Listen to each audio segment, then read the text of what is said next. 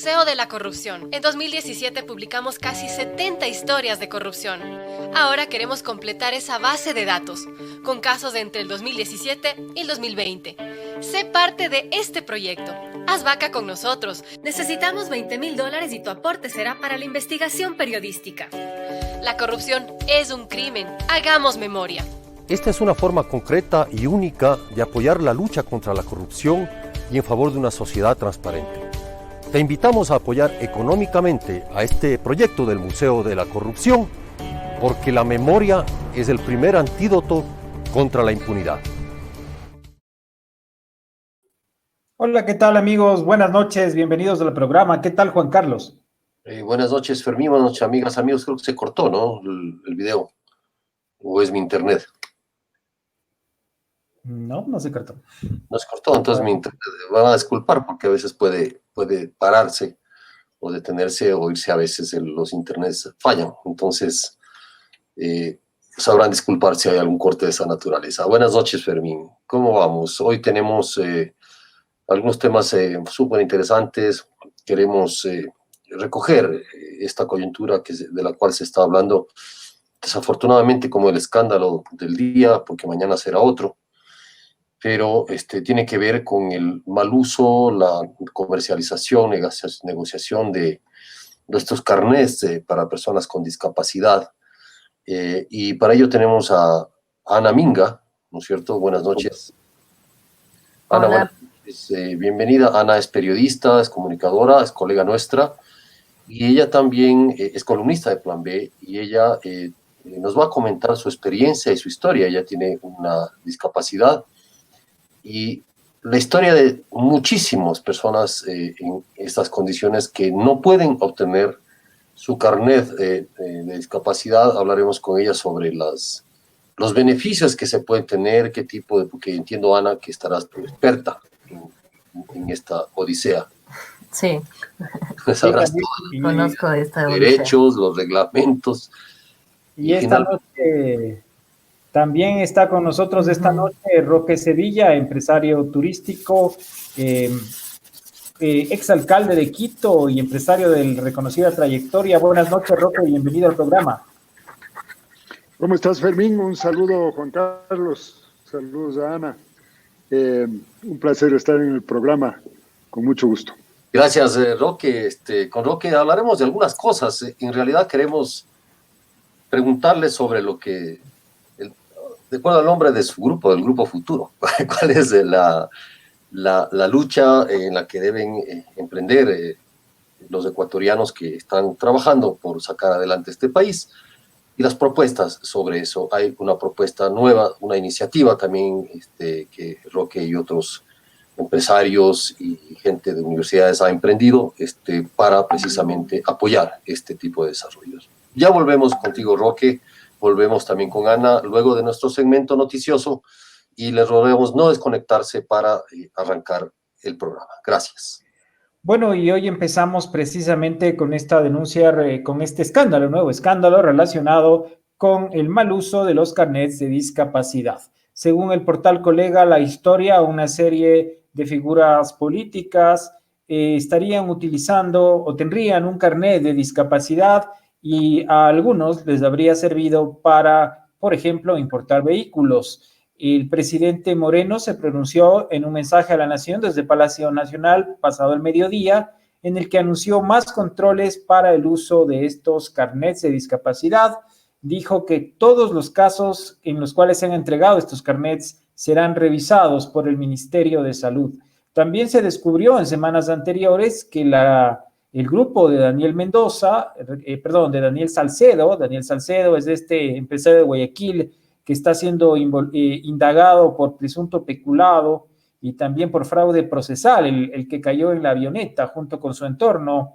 Daniel Salcedo y sus amigos, que parecen ser jóvenes muy robustos, también tenían carnets de discapacidad, y esto ha motivado que se inicien las investigaciones para determinar cómo, cuándo y dónde obtuvieron estos carnets. Esto también motivó que la policía realizase allanamientos en Guayaquil y en la ciudad de Daule, para realizar capturas, allanamientos, aseguramiento de evidencias, y se podría determinar que había una red que al menos en la ciudad de Guayaquil cobraba $1,300 a las personas que requerían este carnet. Recordemos que es el Ministerio de Salud el que entrega el carnet de discapacidad, que ofrece a su portador o permite a su portador una serie de beneficios, como pagar menos servicios básicos, como importar, por ejemplo, un vehículo alegando que necesita un vehículo de naturaleza ortopédica, entre otros que vamos a analizar con nuestros entrevistados, pero por lo pronto podemos contarles que se ha cuantificado ya, estos carnets se vendían al menos en Daule y Guayaquil en $1,300. Sí, y ahí, bueno, ya hablaremos con Ana Minga sobre esta decisión del presidente. A mí me da la impresión de que esto va a traer muchas mayores dificultades a las personas que verdaderamente necesitan un carnet, pero bueno, lo dejaremos para después, para conversar con Ana. Y el otro elemento que me llama la atención ahí, Fermín, es que sobre el grupo de Daniel Salcedo y compañía, siempre en la presunción de inocencia, pero sin embargo es un grupo que supuestamente estaba generando ganancias enormes en el tema de las ventas hospitalarias. Se habla de millones de dólares. Y resulta paradójico que esta gente que ganaba millones de dólares, supuestamente en este tipo de negociaciones, haga esta vuelta de ahorrarse impuestos, ¿no es cierto?, por un vehículo de lujo. ¿Sí? O sea, es decir, sí resulta paradójico. Si tienen tanta plata, ¿para qué hicieron esto? Entonces a mí me da la impresión de que esto puede ser también la punta del ovillo de un enorme, gran negocio, ¿no es cierto?, que habla de cientos de miles de dólares adicionales. Así es, y uno de los mencionados por el portal Colega La Historia es el asambleísta por Pichincha, Fabricio Villamar, quien aclaró que tiene una discapacidad auditiva. El asambleísta Villamar ha presentado inclusive una gráfica de audiometría. Estas son estas gráficas con las que se mide la agudeza auditiva, y ha sostenido que tiene un problema en el oído, que no oye bien, que esto es del dominio público, según ha dicho Fabricio Villamar, y por lo tanto también admitió la importación de un vehículo de alta gama, por el cual él afirma que ha pagado todos los impuestos respectivos. Sin embargo, esto provocó un debate en las redes sociales, al menos capitalinas, Juan Carlos. Efectivamente, sobre una pregunta esencial: si el tener una discapacidad auditiva se mejoraría con un vehículo de lujo. Esa era la gran pregunta que se hacían. O sea, ¿cómo un vehículo de lujo o de estas características puede ayudar a una persona con discapacidad auditiva? Y bueno, lo que pasa es que no se está juzgando en este caso la situación de discapacidad. Sin embargo, Fabricio mismo Villamar ha dicho que la norma, la ley, le daba a él, en estas condiciones de discapacidad, que dice que ha sido legítimo haber obtenido este carnet y esta condición, le permitía eso, y él se ha acogido a esa norma, ¿no es cierto?, porque no ha hecho un ingreso en vehículo para venderlo, para revenderlo, para hacer negocio de eso. Esa ha sido la respuesta de Fabricio Villamar. Y también hay otros casos de otros asambleístas, algunos que han guardado silencio. La asambleísta y expresidenta del Congreso, también de la Asamblea, Elizabeth Cabezas, ha remitido una carta bastante dura contra nuestro colega Marlon Puertas de La Historia, porque al ser mezclado su esposo en esta denuncia, ella ha dicho que su esposo tiene una discapacidad desde hace más de 36 años, fruto de un accidente automovilístico de tránsito, y que eso le ha generado esta situación, y entonces no es porque ella o él, aprovechando de su condición de asambleísta, ha obtenido este carnet. Bueno, es un tema que va a seguir su desarrollo. Esperemos que se pueda llegar hasta el meollo del asunto, porque, claro, quedarse en el escándalo, en la culpabilización de los políticos, que tienen razón hacerlo, pero el tema de fondo es otro, y ya lo analizaremos, Fermín. Así es, y con relación a la situación de la pandemia, les podemos contar que los casos aumentaron en el país en 1,915 en un solo día, con lo que el Ecuador tiene 58,257 positivos y 7,655 muertos en relación con la pandemia. Este es uno de los días en los que más casos positivos se han diagnosticado en el país, lo que evidencia que la pandemia, la peste, la enfermedad continúa sin control. Hoy la Federación Médica Ecuatoriana denunció el colapso de hospitales en Quito y rechazó la reapertura promovida por el gobierno. Los médicos han señalado que ya no hay camas de unidad de cuidados intensivos, ya no hay camas UCI en los hospitales privados de Quito y tampoco en los públicos, ni en el Ministerio de Salud, ni en el Seguro Social ecuatoriano, y que reabrir la economía como está haciendo el gobierno de una manera, yo me atrevería a decir, agresiva, no va a provocar más que muerte y más enfermedad. Esta es la postura de los médicos, que se muestran escépticos también sobre la reapertura de por lo menos 60 playas. Recordemos que el gobierno quiere reabrir 60 playas y que lo que se va a hacer en las playas en particular es colocar unos altavoces para desde ahí pedir que la gente no se aglomere, que esté a por lo menos 2 metros de distancia. Este es un debate, Fermín, perdón, que se está dando en todo el mundo. En realidad, es una transición. Estamos en un proceso de transición entre ir descongelando la economía, la vida social, en general la vida, y enfrentar la epidemia. La diferencia es con qué herramientas se enfrenta la epidemia. Las sociedades, los países, un país como Ecuador o Alemania, o Estados Unidos, ¿cómo enfrenta las herramientas? Las medidas son, por ejemplo, Brasil, que acaba de superar los 60.000 muertos, anuncia la apertura de sus estadios para el público en general desde el 10 de julio, ya de aquí a 10 días. O sea, es la epicentro de la pandemia en América Latina, tiene la mayor cantidad de muertos registrados en la región, y sin embargo ha anunciado la apertura, que el fútbol vuelva. Por ejemplo, ese es un debate feroz que se está dando en Brasil, y en Ecuador es lo mismo. O sea, la apertura de las playas, ¿cómo lo abrimos? El tema es cómo. ¿Cómo plantear esta apertura? La apertura a mi criterio es irreversible, es irremediable. El punto es con qué herramientas, repito, una sociedad como la ecuatoriana va a enfrentar esta nueva etapa de transición.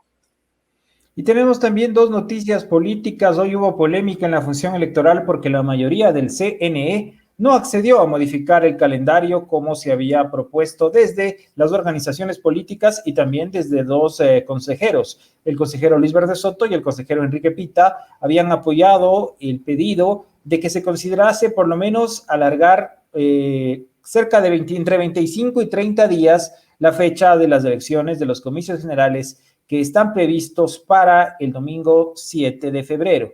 Pero en un boletín de prensa, en un escueto boletín de prensa, la presidenta del Consejo Electoral simplemente indicó que no hay tal modificación y que el calendario se mantiene como está, sobre todo por pedido del Tribunal Contencioso Electoral, que ha sostenido que no va a tener tiempo para evacuar los formulismos legales y los recursos que se plantean ante la justicia electoral. De manera que hasta el momento las elecciones van a seguir siendo el domingo 7 de febrero. Se elegirá presidente, vicepresidente, asambleístas, parlamentarios andinos, y si llega a haber segunda vuelta electoral, que puede ser, que es lo más probable, que es como siempre ha ocurrido en los últimos años, habrá el 11 de abril esta segunda vuelta electoral, de manera que el nuevo gobierno se posesione el 24 de mayo, como está previsto en la Constitución. Este es el punto a esta hora en el debate electoral. Luis Verde Soto ha emitido un largo alegato a los medios en el cual ha sostenido que se está actuando, como ya él lo había dicho también en este programa, de manera inadecuada al no tomar en cuenta el impacto de la pandemia en el proceso político. De hecho, aún está pendiente que se reúna el Pleno y ratifique porque todavía, según fuentes que tenemos de la Consejo Electoral, esta fue una manifestación, una declaración de la presidenta del CNE, y falta que se ratifique en el Pleno esta decisión y de una vez por todas se establezca la fecha de convocatoria a elecciones. La propuesta de mover la fecha era de un mes, es decir, del 7 de febrero al 7 de marzo, o el domingo siguiente, el segundo domingo de marzo sería, lo cual para los proponentes no equivalía a no cambiar mucho el electoral. Lo que había era una reducción del tiempo de entre primera y segunda vuelta. lo cual no es tan dramático, porque si es entre dos, finalmente no necesitas tantos días para entre una primera y una segunda vuelta. Ese era el argumento, pero al parecer la tendencia de la mayoría del Consejo Nacional será a sostener el 7 de febrero como la fecha de elecciones en primera vuelta y para asambleístas provinciales y nacionales. Así es, y para finalizar este bloque de noticias, les contamos que el asambleísta por Manabí, Daniel Mendoza, renunció hoy a la Asamblea Nacional en una carta en la que cita la parte legal pertinente en la que se describe cuáles son las causales por las cuales cesan los asambleístas. En este caso, él se acoge a la renuncia irrevocable a su cargo, lo cual significará la principalización de su alterna. En todo caso, en un video, pues él está detenido en la cárcel 4, él había comparecido ante una comisión legislativa por medio de Zoom, y en ese video él ha dicho que también se lidera renunciando. Se puso profundo el ex asambleísta Daniel Mendoza. Bueno, eso no le libera del proceso que se le llevará en la Asamblea, y tampoco el proceso penal, evidentemente está inmiscuido en esta situación vinculada a la construcción del hospital de Pedernales, que recordemos es un hospital que se destruyó en el terremoto del 2016, hace 4 años, abril del 2016, y que nunca fue reconstruido. Hubo 2 procesos fallidos, el primero porque se habían presentado garantías falsas y el segundo es decir, y lo único que se ha avanzado después de 4 años es una explanada, es aplanar el terreno, remover la tierra, y Pedernales además tenía un hospital de más de 60 camas y la propuesta era hacer un hospital de 30 camas. Una situación complicada para después del terremoto, uno de los grandes males de Manabí no se ha resuelto y es salir adelante en infraestructura destruida en todo el terremoto.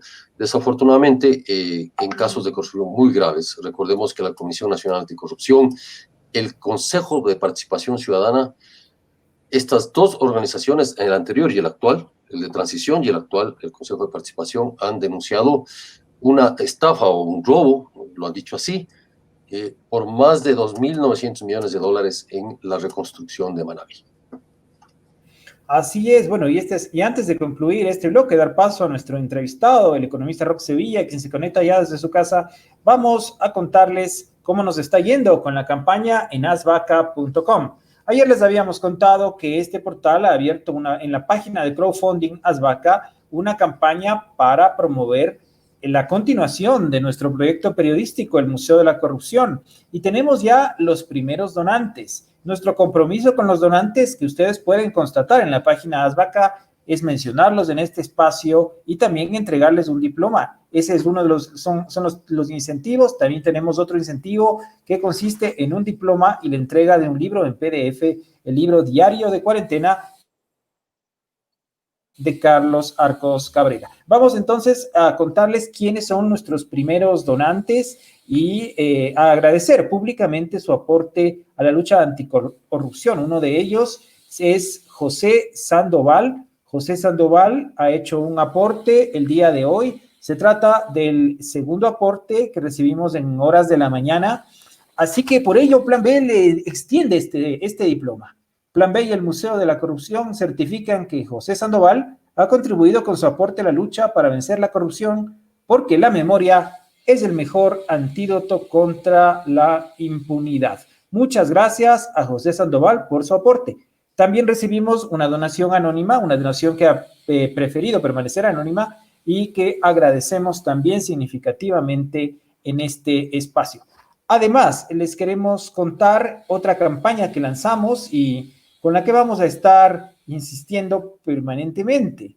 Se trata de la campaña del día de la venta de un libro en PDF, el Diario de Cuarentena de Carlos Arcos Cabrera, el reconocido escritor ecuatoriano, ha publicado con nosotros un libro digital, el Diario de Cuarentena, que recoge su diario precisamente mientras se encontraba confinado, se encuentra pues todavía, él vive allá en la ciudad de Bahía de Caracas, en Manabí, entre marzo y mayo de 2020. Si usted quiere adquirir este libro digital, la mecánica es la siguiente.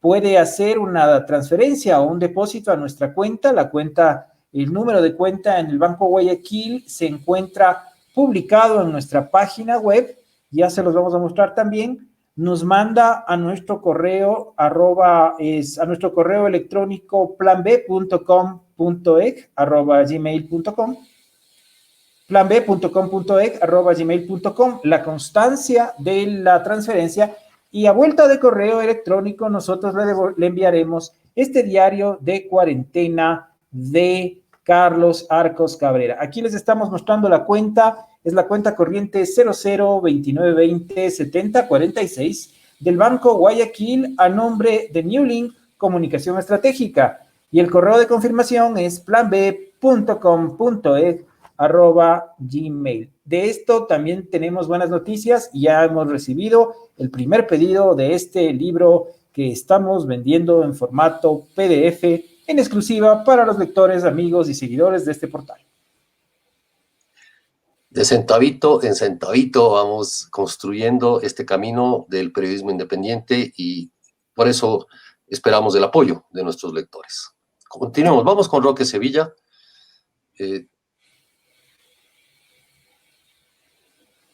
Roque, buenas noches. Estás con el micrófono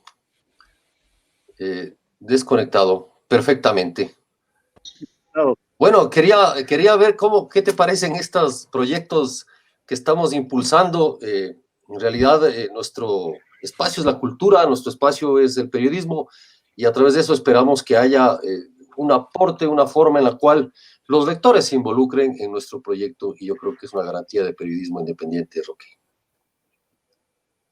Yo creo que hay que apoyar estas ideas porque el periodismo es básico para el desarrollo de un país democrático.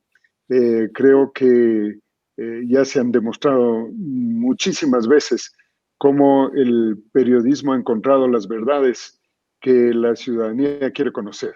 Ahora, yo sí quiero solicitar al periodismo que haga como un balance entre las cosas malas que suceden y las cosas maravillosas que suceden en el planeta, en el país, en el continente.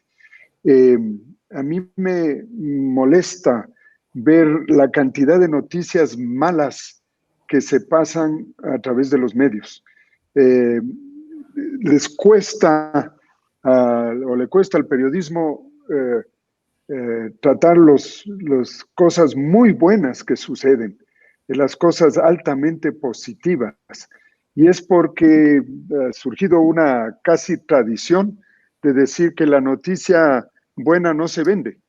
Y resulta que yo creo que los ciudadanos, y yo hablo como ciudadano, me siento agobiado cuando veo las noticias, porque una parte se refiere al virus, y otra parte inmediata pasa a la crónica roja, y en el intermedio tenemos del sándwich está toda la corrupción, pero uno se puede ver una hora de programa televisivo y no hay una noticia buena, y creo que a lo largo de este tiempo se ha visto actos de solidaridad maravillosa, actos de gente que se ha sacrificado por los demás de una manera ejemplar, y es muy poquito lo que se reporta ese lado de la noticia. Yo creo que todo lo que estamos viendo en la recuperación de la naturaleza, porque a nosotros nos han puesto contra la pared y hemos dejado a la naturaleza sola, y poder valorar lo que es el entorno nuestro como cosa positiva. Yo creo que esos elementos son maravillosos. Yo tengo varios foros donde veo la gente trabajando duramente para ver cómo se apoya, por ejemplo, de parte del sector privado a la educación. Yo no estoy en eso, me han convocado a mí y me he quedado sorprendido de la cantidad de esfuerzos que muchos hacen por convencimiento, porque creen en el país, porque realmente ven una luz de esperanza en el país. Pero cuando uno se va a los medios, parece que la oscuridad es total, que no hay nada bueno. Y entonces yo casi que invitaría a todos los medios a que por cada noticia mala se manden unita buena para ver si hay un poco de sonrisa en nuestros labios. De hecho, gracias, Roque. Es así. Tú has dicho la palabra precisa, balance. Es decir, es necesario siempre en la vida y también en el ejercicio periodístico y de las sociedades mantener un equilibrio donde podamos, en un justo medio, entender una sociedad que no es solo oscuridad, lo adecuado. Y gracias, tomamos nota. Vamos a... estaba ya pensando, tengo algunas ideas ahorita, este momento se me vienen a la cabeza. Construir especiales y proyectos especiales que más precisamente cuenten en todos los sectores cómo se han hecho los esfuerzos que inspiren, sobre todo las grandes caminos que haya que abrir para que esta sociedad funcione y siga funcionando y mejore cada vez más. Y por eso te invitábamos, Roque, para que nos cuentes cómo reiniciaron el hotel en Mashpi, ese hotel que está tan vinculado con la naturaleza, reinició sus actividades. ¿Cómo fue este proceso? ¿Cómo son los procesos de seguridad? ¿Qué piensas del tema del turismo? ¿Es posible? Creo que es posible, si no, no lo hubieran hecho, pero ¿cómo ves las dificultades que hay y cómo resolverlas? Tal vez comencemos diciendo que, como a todo el mundo, esta pandemia nos pescó sin ninguna preparación. Nosotros nunca habíamos pensado en este problema y creo que es culpa nuestra.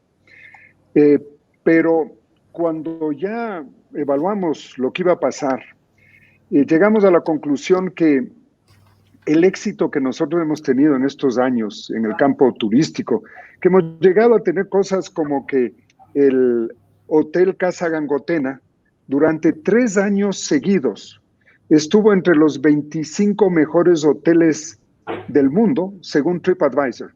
TripAdvisor recibe 3.600 millones de opiniones.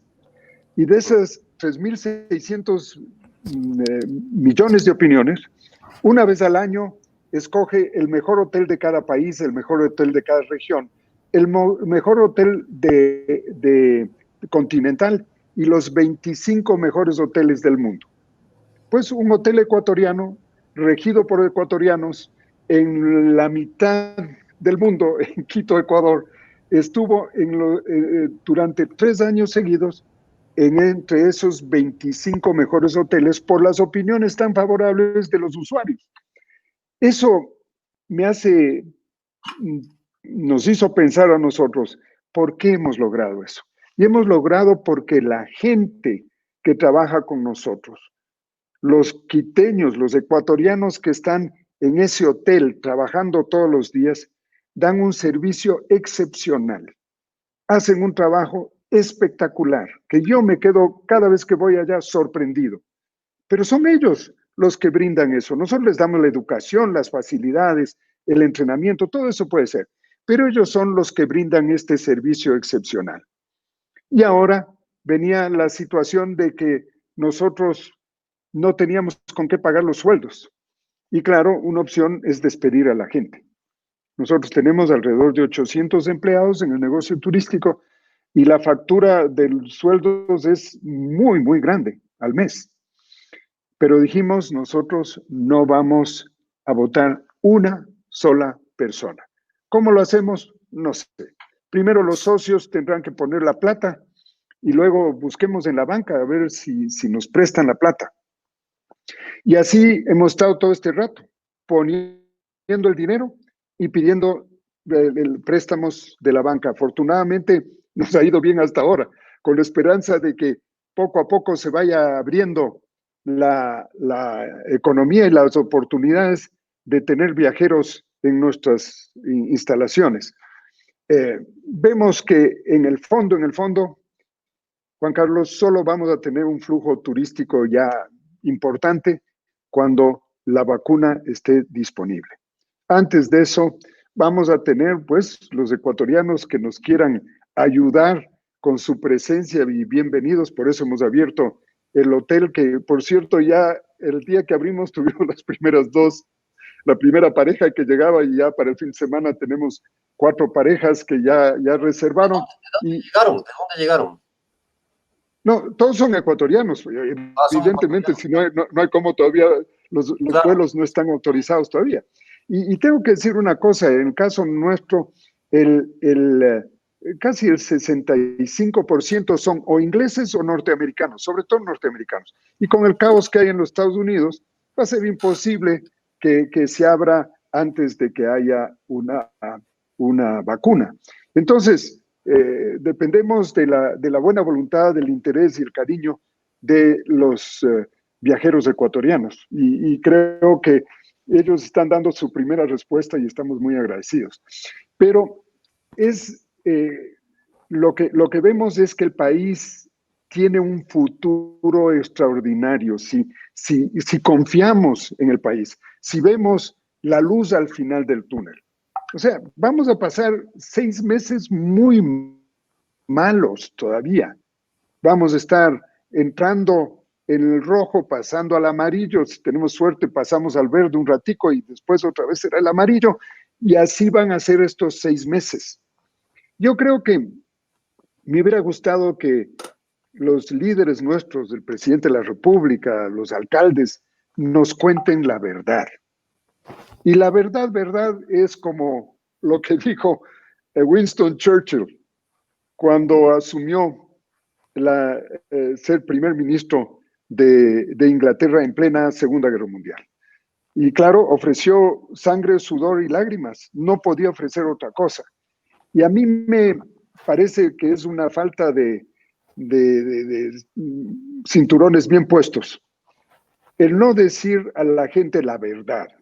Y la verdad es que vamos a estar en este vaivén, en este sacrificio brutal, en esta pérdida de recursos constante durante 6 meses más.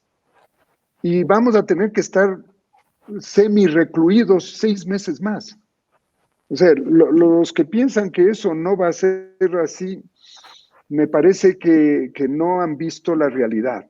Porque en la China, que ya estaba la cosa arreglada, en el Japón, que tomaron todas las medidas del caso, en Corea, que también fueron unos genios para detectar, en Alemania, que fueron los que mejor manejaron el virus, pues este rato otra vez están en la reversa, porque vino otra ola. Y vamos a tener como casi que en la playa, ¿no? Una ola detrás de la otra, y saber que así va a ser la cosa.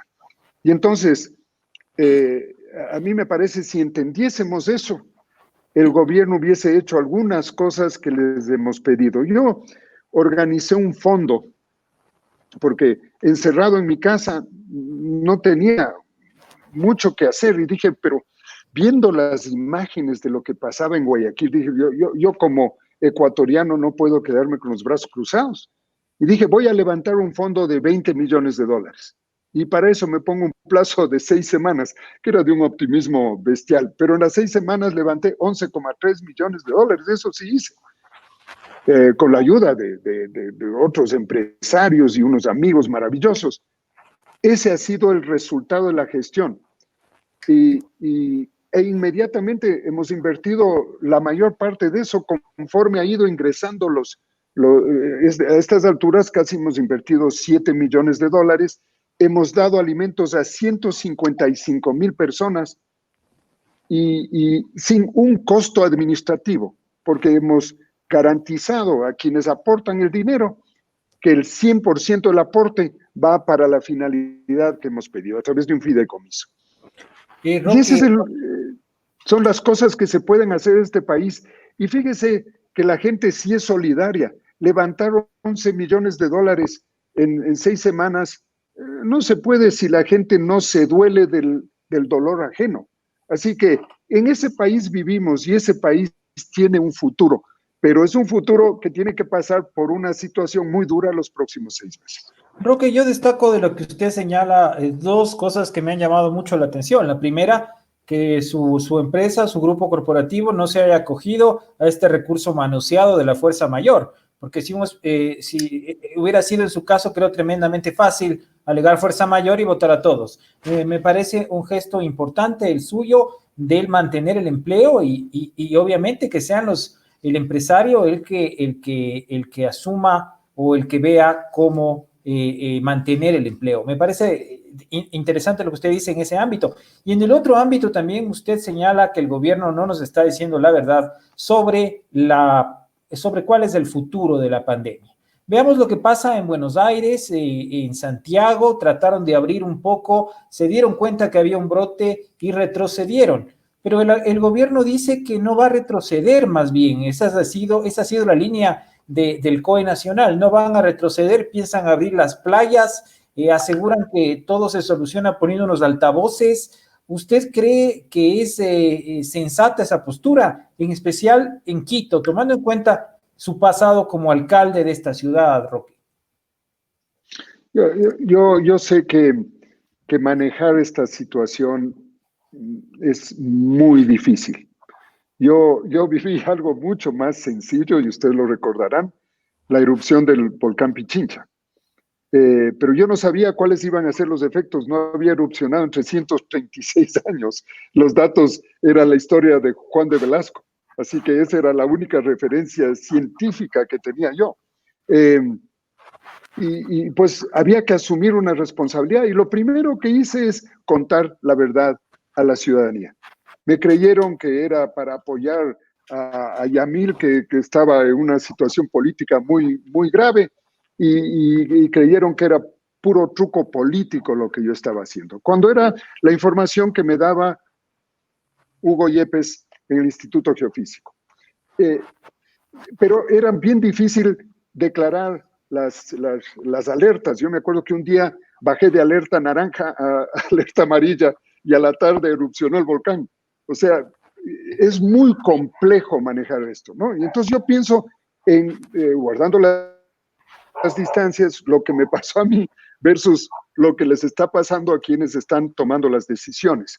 Porque claro, tienen una cosa que hay que entender, y es que se está comenzando a ver que la gente que ya ha estado recluida 100 días en las casas, ya no le hace caso a nadie. O sea, por más que tú declares semáforo rojo, lo que vas a tener es que meter a la cárcel a cientos de miles de personas porque no te hacen caso. Entonces, ahí viene un juego complejo de cómo manejar a las sociedades, y tal vez declarar un barrio en emergencia, y a los otros permitir que circulen para que la economía comience a funcionar. La gente se está muriendo de hambre. Los 155,000 personas que les hemos dado la comida, cierto es que ha sido en todo el país, pero es gente que se está muriendo de hambre, que físicamente no tiene que comer. Y entonces, ¿ustedes les salvan del virus o les salvan de morirse de hambre? Es así de dramática la situación. Entonces, yo no me atrevo a opinar con una actitud crítica absoluta y decir yo tengo la fórmula para esto. Yo creo que es un ir y venir, es una administración de prueba y error, porque nadie tiene la fórmula hasta este rato. Si no, será de copiar lo de los coreanos va yo. Será de copiar lo de los italianos. Bueno, los italianos hasta ahora parece que están sobreviviendo, pero después de las decenas de miles de italianos que murieron. Entonces, yo lo que digo es que deberíamos nosotros primero darnos cuenta que estamos en una guerra mundial, y que lo más importante es tratar de sobrevivir primero esta etapa. Y sobrevivir quiere decir tratar de hacerles llegar los recursos básicos a los más pobres urgentemente, y tratar de manejar la situación de la manera más apropiada posible, probando y ajustando inmediatamente. Eso es lo que yo haría, porque no hay fórmula mágica hasta este rato que no sea lo que nos están diciendo: la protección de cada uno, el distanciamiento, la higiene y ese tipo de cosas, pero esto no evita que decenas de miles de personas se contagian. Gracias, Roque. Tú has dicho que Ecuador tiene un futuro extraordinario. ¿En qué te basas para decirlo? Creo yo que en este momento, en medio de esta situación, lo que pesa sobre todo es esta sensación de angustia, esta sensación de indignación, este estado de oscuridad que aparentemente vivimos, pero paradójicamente planteas para el Ecuador un futuro extraordinario. ¿Cuál es el camino? Tal vez el primer paso del camino es comenzar a tener confianza. Uno no se puede tener esperanza si no nos juntamos todos y decimos, vean, vamos a hacer una paz entre todos nosotros para sacar al país que está en la situación más catastrófica que uno se puede imaginar. Como cuando uno se está en guerra. Uno se olvida entonces de los odios entre todos nosotros y de las pasiones políticas y dice, no, nosotros tenemos un enemigo gigantesco. Juntémonos todos para resolver este problema, con gran esfuerzo, con gran trabajo, ¿no? Porque vamos a estar más pobres que antes y va a haber más diferencias que las que existían antes. Sentémonos todos, los que tienen un patrimonio, los que no lo tienen, los ricos, los pobres, los de toda condición social, económica, de género, etcétera. Y decimos, a ver, vamos a trabajar estos próximos 4 años, quien quiera que sea el gobierno y el presidente, trabajemos todos juntos para sacar al país adelante. O sea, y generemos 1 año, 2 años de confianza. Confiemos en que las cosas van a mejorar. Y claro, hay que atender una cantidad de cosas, comenzando por la corrupción. Y ahí tenemos que ser drásticos. Yo creo que hay que apoyar a fiscalías y presidentas de la Corte de Justicia como las que tenemos, que afortunadamente son mujeres y son de una valentía increíble. Y tenemos que tomar medidas para reducir la corrupción que no sé si sea el momento, pero yo les podría dar 5 o 6 medidas copiadas en gran medida de otros países, como el caso de Singapur, que puso normas absolutamente estrictas e intolerancia absoluta de la corrupción. Es el país menos corrupto del planeta, pero hay que estar decidido a irse por ese camino. Y luego, en el campo económico, el país tiene unas condiciones excepcionales por el lugar en el que está, por estar en el Ecuador. Es el país del clima más estable del planeta y puede producir todo lo que ustedes quieran. Además, por las diferencias altitudinales, podemos producir desde productos absolutamente tropicales a productos que son del hemisferio norte o el hemisferio sur. Y en épocas en que nadie más produce. Entonces, si nosotros hacemos un esfuerzo de inversión muy grande en la agricultura de alta tecnología, podemos llegar a ser un país como lo que está pasando en el Perú, si no hay que inventarse mucha cosa. Desviaron un río al sur de Trujillo y los desiertos gigantescos se transformaron en vergeles. Han exportado el año pasado $7,000 millones en frutas. Pero ellos no tienen las condiciones climáticas que tenemos nosotros. Nosotros tenemos condiciones mucho más favorables, pero hay que darle importancia al campo, al campesinado, y ese futuro lo tenemos ahí. Creo que la fruta de Ambato, absolutamente. Bueno, la fruta de Ambato. Ambato era el granero de la fruta del Ecuador. Y hoy está importando. Claro, es que ahí está un ejemplo, porque ellos tienen un periodo, igual que la olla de la Azuay, tienen un golpe de frío que les entra el uno por el pastaza y el otro por el patate, y eso permite que se deshojen los árboles de frutales, de manzanas, de peras, de uvas, etcétera, y se produce un agostamiento. Y ellos pueden producir eso. No se puede producir en nuestra olla porque nuestra olla no está abierta hacia el oriente, sino hacia el occidente. Y entonces tenemos otro clima. Pero aquí, en cambio, podemos producir los mejores aguacates del mundo, que este rato es la fruta por excelencia. Hay una demanda de aguacates gigantesca en el mundo y nadie produce un aguacate con la calidad y el sabor que nosotros podemos producir, y como eso pueden ser las mandarinas y pueden ser los arándanos la lista es interminable de frutas que podemos producir y da trabajo a miles de personas. Entonces, por eso yo veo que mi país puede salir adelante, pero hay que tener esta visión de aprovechar los recursos y las ventajas comparativas por estar donde estamos. Y eso no hemos hecho hasta ahora. Las veces que lo hemos hecho ha sido un éxito espectacular. ¿Cómo se explica, Juan Carlos? Que nosotros desde 1956, estamos hablando 70 años, somos el exportador número 1 de banano del mundo. Oigan, ¿el Brasil no puede producir banano? ¿Indonesia no puede producir banano? ¿Malasia no puede hacerlo? Pero nosotros tenemos una ventaja bestial que es la luminosidad por estar en la zona ecuatorial.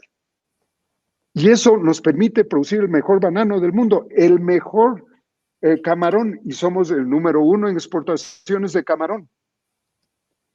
Entonces, ahí tenemos esa ventaja. Si tenemos esos dos ejemplos, ¿qué nos falta para producir 40, 50, 80 productos más que podemos vender además en las ventanas de desabastecimiento del planeta, que nosotros sí podemos producir porque el clima es constante y nos da igual sacar la cosecha en febrero, en marzo, en junio, en octubre? Eso hacemos con las rosas. Y las rosas son las mejores del mundo por la luminosidad que tenemos en el país. Entonces, eso me hace a mí pensar que podemos transformar al país.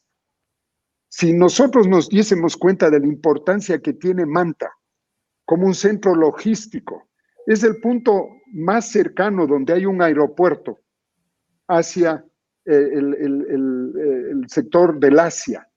No hay un punto más cercano de vuelos directos. Lo lógico sería que Manta sea el gran centro logístico para América del Sur. O sea, productos brasileros que quieran llevar al Asia pasan por Manta. Productos que vienen del Asia para América del Sur pasan por Manta. Ya sea que vienen en barcos o ya sea que vienen en aviones. Todo eso son ventajas que nosotros tenemos y que no las aprovechamos para nada. Entonces, si nos ponemos a pensar en estas opciones altamente positivas y nos juntamos todos y decimos, bueno, ya, dejemos de pelear entre nosotros, dejemos la deshonestidad a un lado y castiguemos a los deshonestos, votemos a un caño a los políticos y reunámonos todos los ciudadanos y luchemos, entre otras cosas, fundamental, para que todos puedan recibir el beneficio de este esfuerzo, que no solo sean las empresas, sino todos los trabajadores que puedan tener esa ventaja. Nosotros tenemos el salario mínimo vital más alto de la zona. Sin embargo, nuestros productos sí se venden, no es ese el problema. Nosotros compensamos el sueldo mayor de los trabajadores con la eficiencia del clima y del sol. Así que ahí está la compensación. Roque, muchas gracias por tu intervención. Ha sido una postura inspiradora, lo digo claramente. Me queda este concepto del futuro extraordinario. O sea, pensar en un futuro extraordinario, pensar en un gran futuro para nuestro país. Quizá nos podamos ahogar en las cosas que nos están pasando todos los días. Quizá como tú dices, nos sintamos agobiados. Pero si conservamos esta noción de esta estrella polar que tenemos que seguir, que es esta visión de un futuro extraordinario que nos merecemos como pueblo y como sociedad, una sociedad que tiene miles de años, no es de ahora, miles de años de historia, que podamos construir ese camino para nosotros y nuestros hijos. Gracias, Roque, nos dejas una gran sensación, un gran sabor de boca. Esperamos volver a conversar sobre los mismos temas, desarrollar métodos para que también cada uno de nosotros pueda aportar a ese futuro extraordinario. Gracias, Roque. Gracias, Fermín. Gracias, Juan Carlos. Un abrazo. Un abrazo. Bueno, este ha sido Roque Sevilla, exalcalde de Quito y empresario turístico, quien nos ha dado su visión de la situación actual en el Ecuador. Y ahora queremos conversar con Ana Minga. Ella es periodista y colaboradora de nuestro portal, es también columnista del portal Plan B, y con ella vamos a analizar el otro tema que ha tenido gran interés el día de hoy, que es este de los carnets de discapacidad. ¿Qué tal, Ana? ¿Cómo estás? Muy bien, buenas noches. Gracias por la invitación, Fermín, Juan Carlos.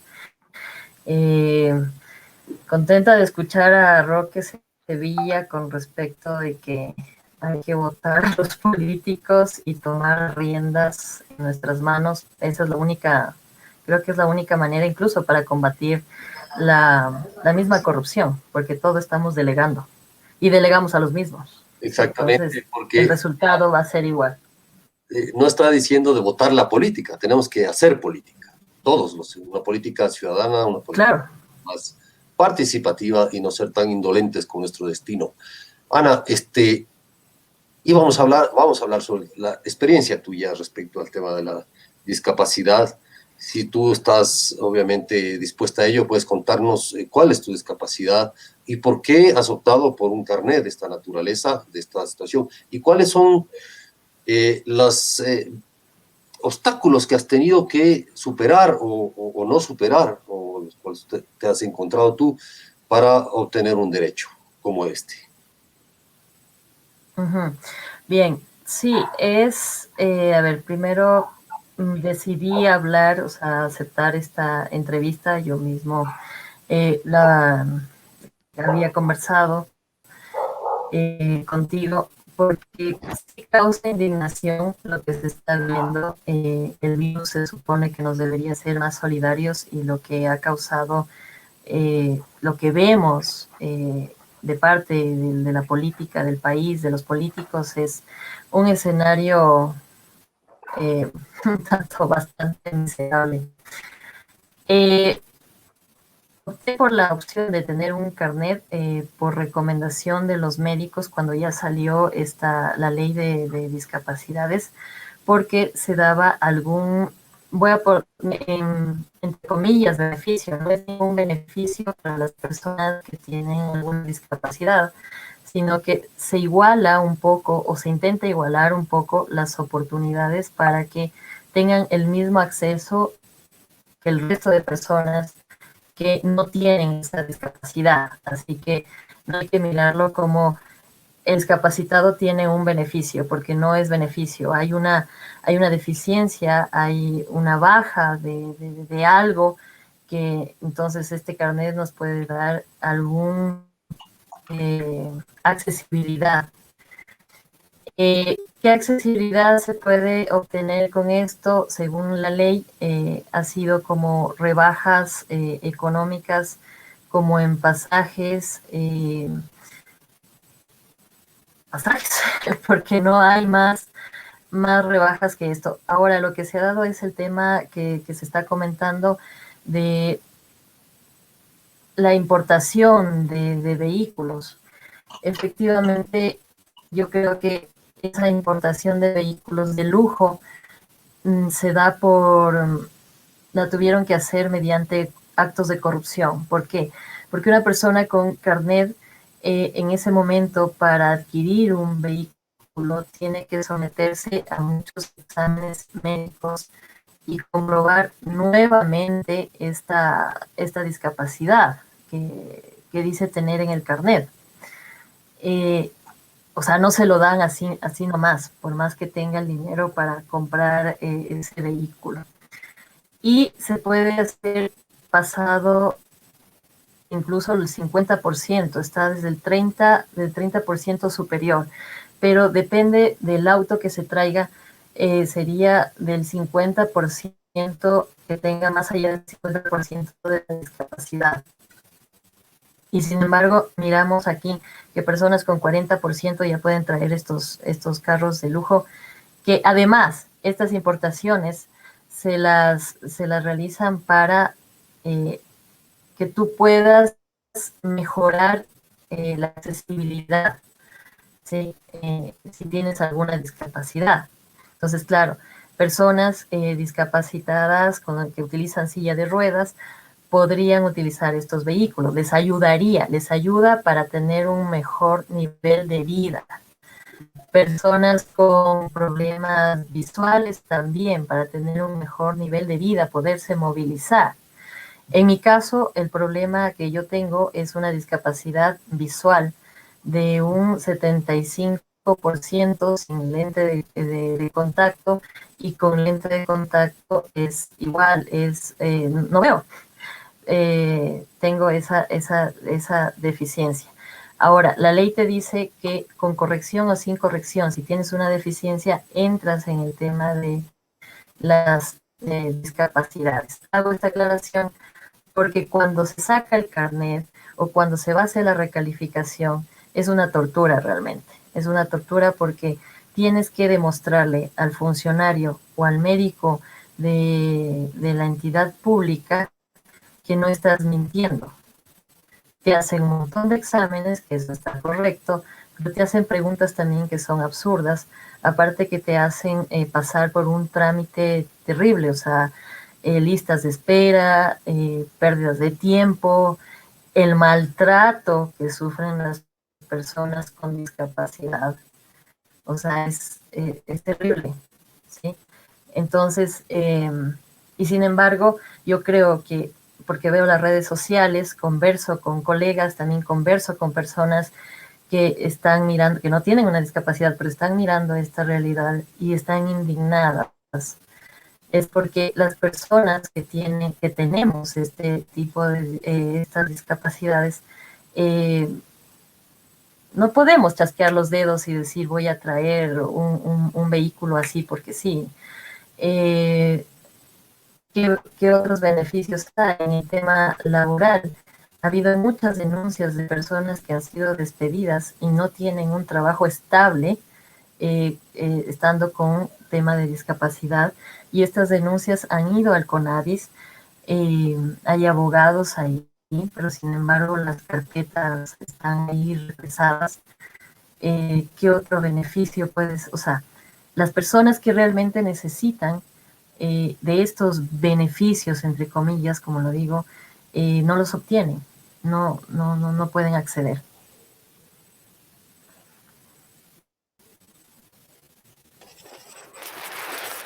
Ana, cuéntanos, ¿cómo es el procedimiento en el Ministerio de Salud? Porque entiendo que tú tienes que ir ante por lo menos 3 médicos para que te entreguen ese carnet y que hacen un montón de preguntas, y sin embargo ahora resulta que ha sido extremadamente fácil para ciertas personas obtener este tipo de carnets. ¿Cómo fue tu experiencia en el caso de la solicitud de este documento?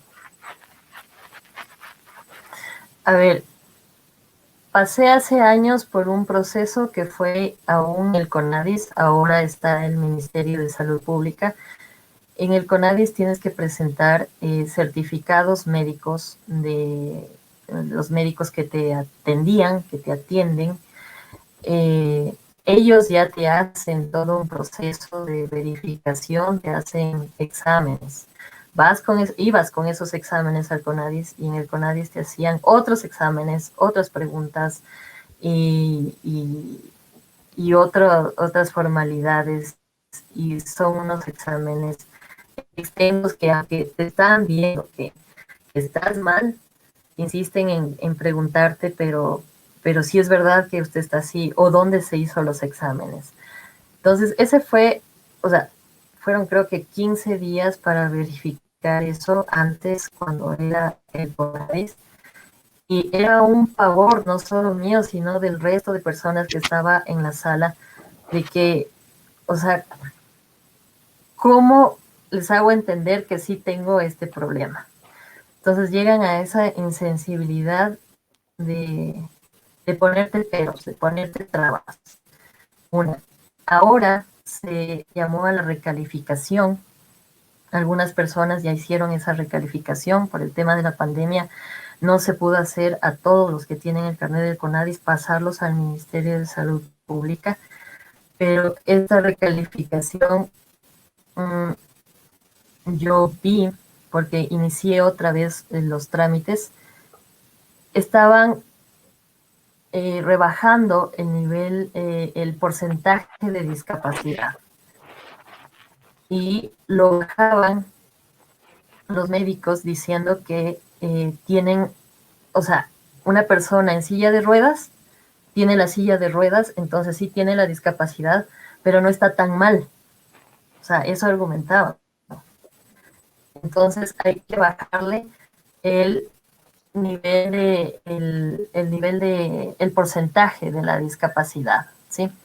Entonces,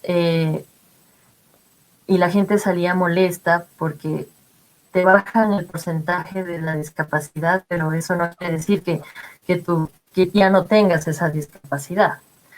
¿Y cuál es el trámite? Llamar al 171, esperar que te den, eso es lo más fácil, ¿no? Esperar que te den una cita.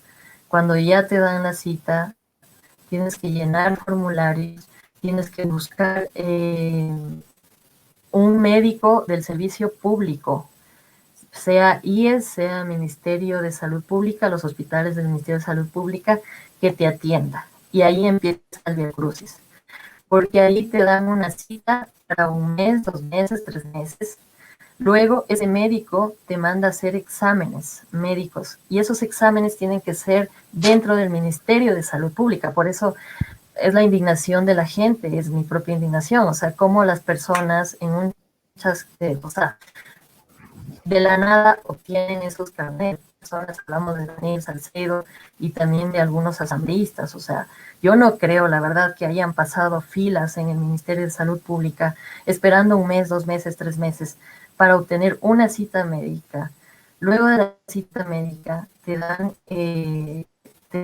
a que saques los exámenes que deben estar evaluados en el Ministerio de Salud Pública.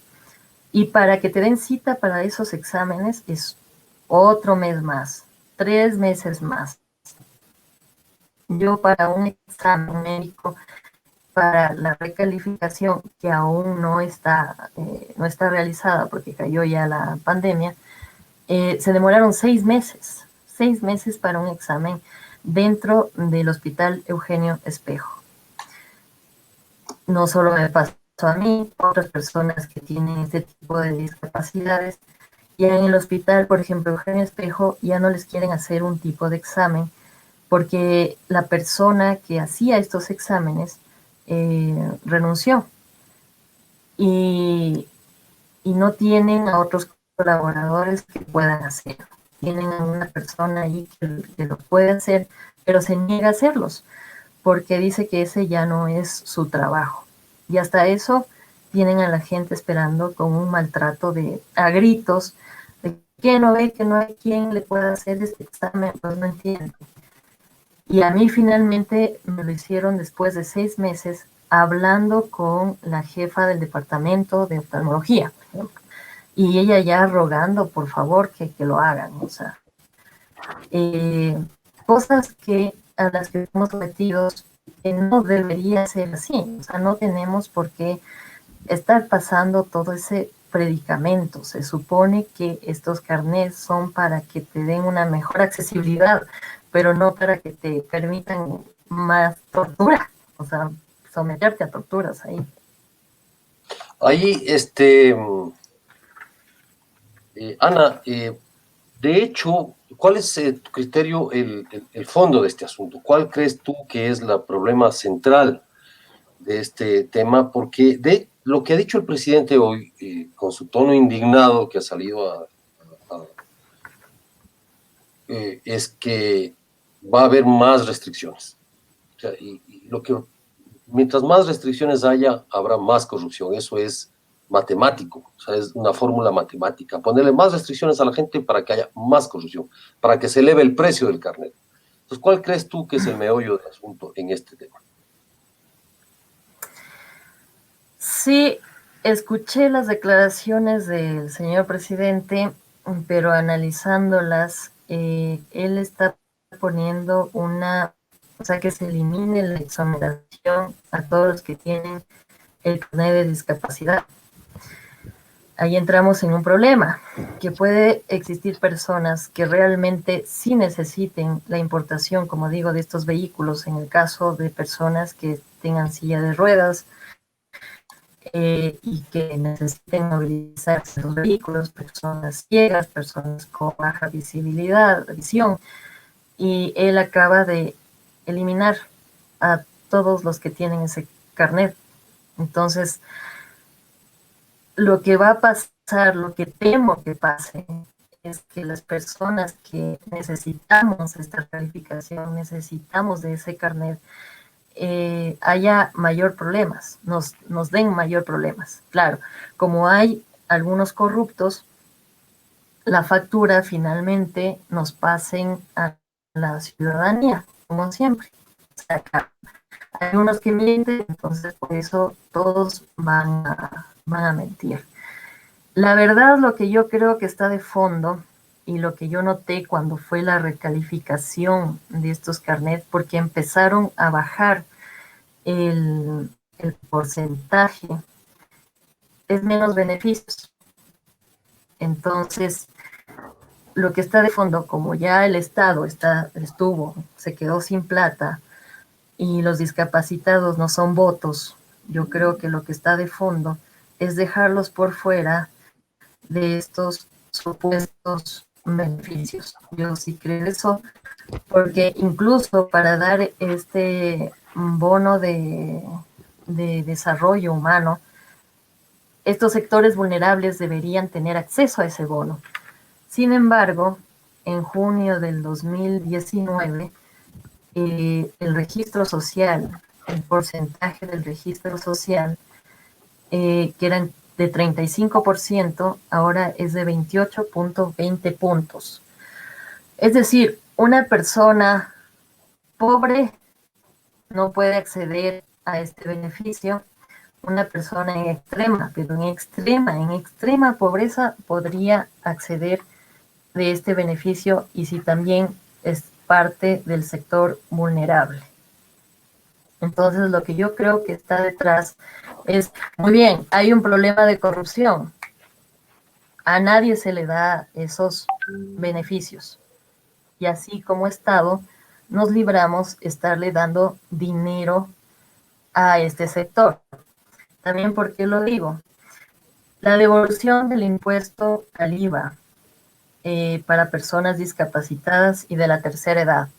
El SRI ya no está devolviendo. Se pregunta al SRI y se dice el Ministerio de Finanzas es el que no da la plata. Y ahí después dicen, no sé, hay 6 meses para que haya esa devolución del dinero. Impuesto a la renta tampoco se está devolviendo al SRI. Oiga, pero soy una persona con discapacidad, o soy una persona de la tercera edad, necesito ese dinero. No se está devolviendo. Entonces, el momento de poner más trabas a las personas de sectores vulnerables hace que los deje por fuera. Y ya, el Estado se desentiende. No hay plata para esto. Si el problema es la corrupción, o sea, el problema es la corrupción, el problema es que hay personas antiéticas. A ellos hay que pedirles explicaciones de por qué usted, teniendo dinero, con ese carnet ha traído carros de lujo, que además no le va a beneficiar, eso no le mejora su condición, no, eso no mejora en nada. Pero el momento de poner estas trabas, todos los que tienen los carnets, ahí creo que ya comete otra vez, nuevamente, otro error, ¿sí?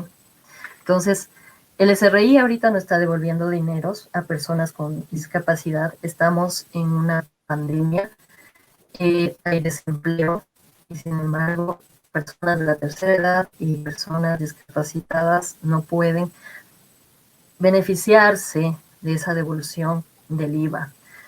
El SRI guarda silencio, y también aquí entra otro tema a investigar.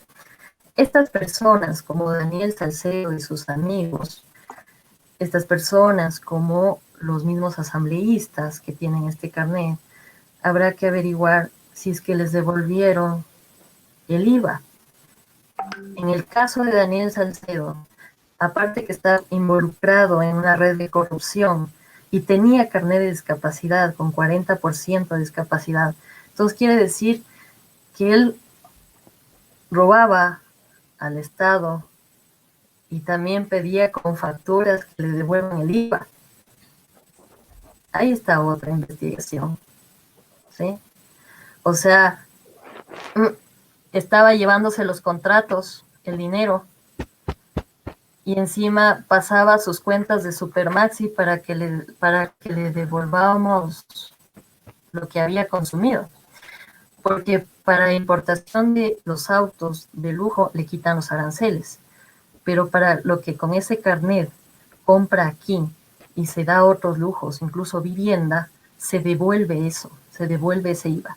Entonces, a la gente de a pie no le devuelven ese IVA, ese REI no está pagando, Ministerio de Finanzas no está pagando. Y a esta gente que comete actos de corrupción seguramente les debieron devolver. Bueno, Ana, te agradecemos mucho por tu testimonio. Este ha sido el testimonio de Ana Minga, quien es editorialista de nuestro portal y también ha tenido que pasar por el vía crucis de conseguir un carnet de discapacidad. Ha estado con nosotros esta noche para comentarnos algunas de las aristas relacionadas con este problema. No sé, Juan Carlos, si pasamos revista a algunos comentarios que están pendientes en nuestras redes sociales. Hay algunos comentarios. Por ejemplo, Betty Amores comenta desde su cuenta de Twitter: mi hija con síndrome de Down, en el 100% de sus células le redujeron del 100 al 70% en su derecho, dice Betty Amores. También agrega: cuando cumplió 18 años, un acuerdo ministerial la declaró sin discapacidad. El MSP es parte de la corrupción y el presidente acaba de anunciar que ellos investigarán. Esto dice la exasambleísta Betty Amores. Sin duda, sí, este es un caso sorprendente. Entiendo que el síndrome de Down es una condición crónica, permanente, innata y no se corrige, no hay forma de que las personas con síndrome de Down superen sus discapacidades. Entonces, no sé cómo pueden haberle declarado con un acuerdo ministerial sin discapacidad. Esto nos comenta Betty Amores. Hay otro comentario de Betty que señala que durante el correato se emitieron decretos para eliminar los derechos de las personas con discapacidad. Sí, vamos a hacer las gestiones para invitar a Betty Amores al programa, que nos cuente también su testimonio. Yo creo que las personas pueden aportar muchísimo, pues son las personas que viven esta experiencia, madres, padres, hermanos, hijos, que viven esta experiencia, pueden entender lo que está sucediendo, han vivido en carne propia esta forma de maltrato y de afectar a la dignidad humana que se tiene de los funcionarios, los burócratas, para obtener un derecho. Más o menos esa es la figura. Entonces hablaremos con Betty para que pueda acompañarnos, Fermín. Así es, también tenemos un comentario de Mónica Buccelli. Dice: la hija de una amiga con esclerosis múltiple y neuropatía en una pierna y carnet de discapacidad no fue calificada para importar un automóvil automático con exoneración y en su caso era una necesidad. Así es, parece que este es el key del asunto de la importación de los autos, ¿no? Si se importan carros más baratos es porque son modelos que están adecuados de manera ortopédica para las personas que tienen alguna dificultad motriz, no para personas que pues pueden conducir cualquier auto normal, ¿no? Así es. Esto es elemental.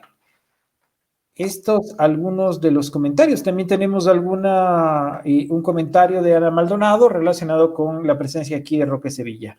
De los análisis más sensatos que he escuchado, este de Roque Sevilla se refiere a la intervención anterior del exalcalde de Quito, Roque Sevilla, quien estuvo con nosotros. También Patricia Ortiz nos dice: con esta diligencia que sale al vuelo Lenín Moreno, fuera dirigente en cadenas nacionales para todos los actos de corrupción.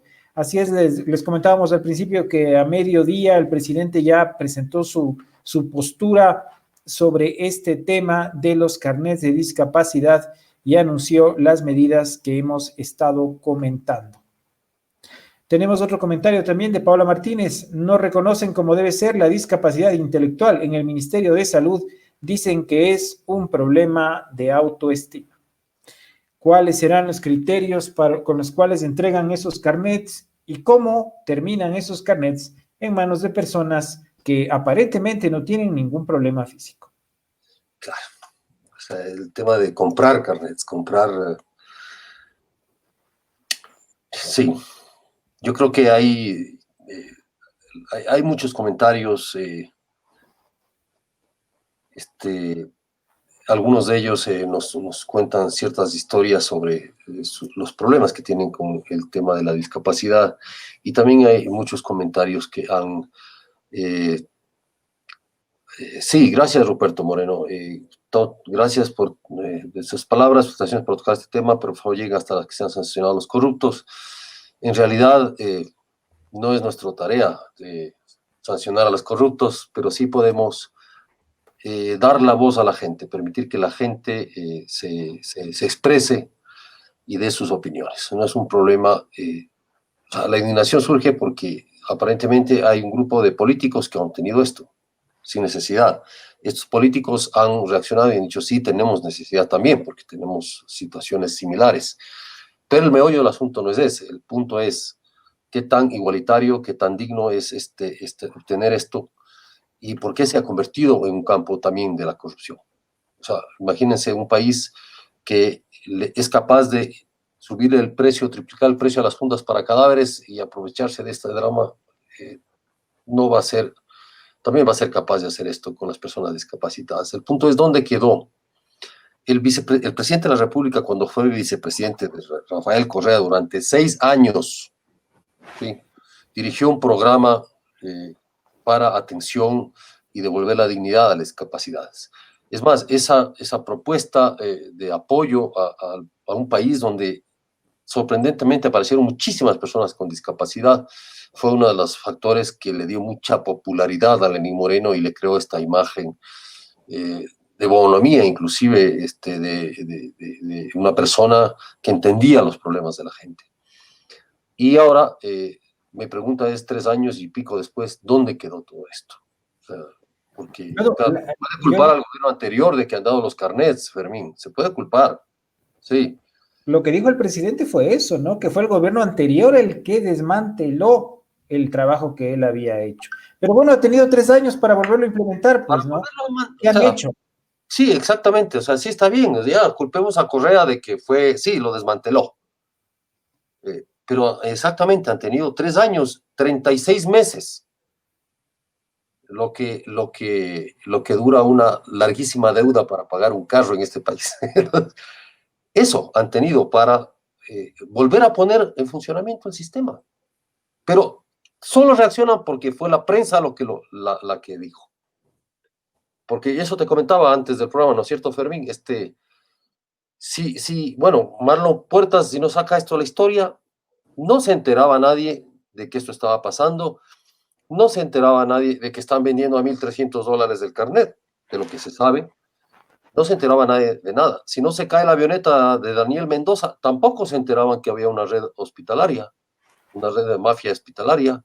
Si la prensa no empezamos a sacar las cosas, y está bien que reaccionen, pero si la prensa no saca, no reaccionan, no pasa nada, Fermín.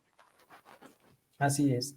Bueno, y como señalamos, vamos a continuar tratando este tema de los carnets de discapacidad y le invitamos a este espacio a Betty Amores, quien ha sido seguidora constante de nuestro programa. Y esto ha sido todo por esta noche, Juan Carlos, el día de mañana. Nos hemos alargado con Roque también, que estuvo muy interesante, muy importante, y 2 temas que son muy importantes para nuestro país. Ojalá. El día de mañana estará con nosotros Carlos Arcos para hablarnos precisamente de su diario de cuarentena, este libro que ustedes pueden adquirir haciendo una transferencia a la cuenta de Plan B y a vuelta de correo ustedes reciben un libro en formato PDF. La donación sugerida es de $5. Yo les quiero compartir mi sensación de las lecturas de Diario de Cuarentena de Roque. Roque es un extraordinario escritor, es uno de los escritores más galardonados de este país, ha ganado 2 veces el Premio Nacional de Literatura, ha sido finalista de uno de ellos. Tiene lo que se llama un bestseller juvenil, que es Memorias de Andrés Chiliquinga, y otros libros que son muy bien logrados. Roque es columnista del diario, de la revista Plan B, y ha estado escribiendo estos diarios. El libro tiene más de 70 páginas y son sus diarios desde que escribió desde el 25 de marzo hasta recientemente, hasta fines de mayo en realidad. Él paró esto porque, claro, ya llega un momento en que tienes que terminar algo. Y bueno, ya está contenido unas reflexiones de un escritor, las reflexiones, la filosofía de ver las cuestiones que todos hemos vivido.